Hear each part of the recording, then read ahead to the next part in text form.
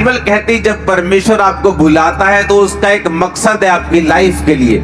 अब आपको उस मकसद को समझना है जो परमेश्वर के दिल में है आप लोगों के लिए, और जैसे ही आप उस मकसद को समझ के काम करना शुरू कर देंगे, वो इलेक्ट्रिसिटी का फ्लो होगा, आप चमकने लगेंगे, आपकी पर्सनल लाइफ भी ब्लेस होने लगेगी। इसी तरह से मैं ब्लेस हुआ हूं जिस तरह से अब आप ब्लेस होने वाले हैं। आमीन। ऊंचा तो ये आपके परिवारों तक जा रहा है इसका असर। तो अब मुझे ये बात समझ में आ गई कि मैं इसलिए ब्लेस होता हूं कि सिर्फ इसलिए नहीं कि मुझे एक जीवित कलीसिया में जाकर आमीन आमीन बोलना है, मुझे मास प्रेयर रिसीव करनी है और मैं ब्लेस हो जाऊंगा। इसके लिए परमेश्वर ने आपको नहीं बुलाया। वो मास प्रेयर आपके छुटकारे के लिए है, वो आपको आगे बढ़ाने के लिए है, वो आपको परमेश्वर का असली मकसद दिखाने के लिए है।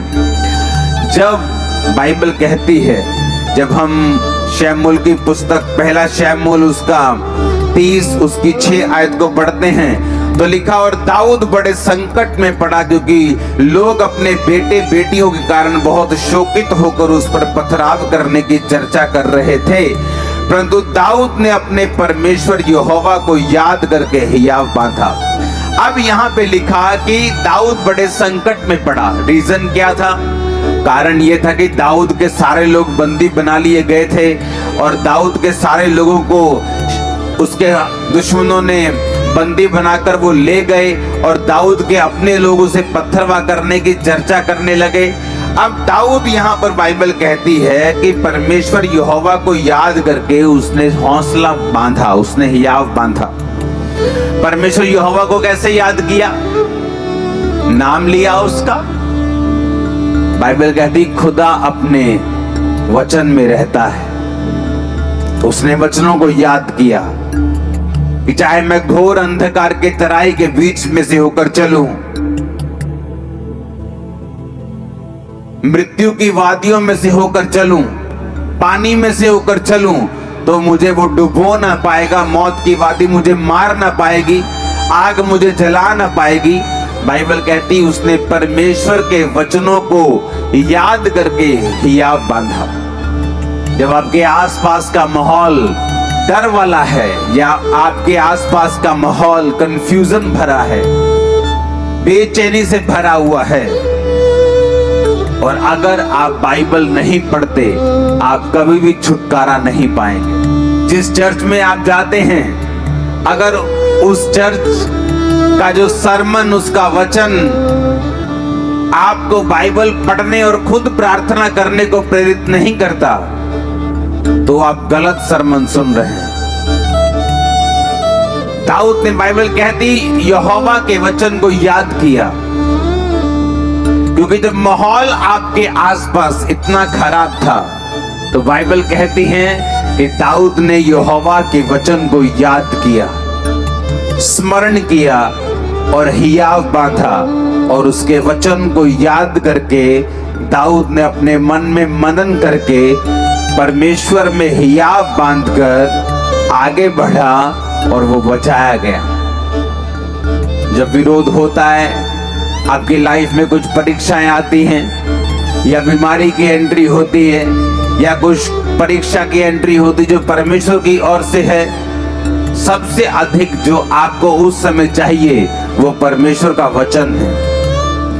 और जैसे ही आप परमेश्वर के वर्ड को पढ़ते हैं, आप नोटिस करते हैं, चाहे आपके बाहर का माहौल कैसा भी हो, वो चाहे अभी चेंज हुआ या नहीं हुआ, आपके अंदर का माहौल जो है एक क्रिश्चियन व्यक्ति के लिए ज्यादा मायने करता है।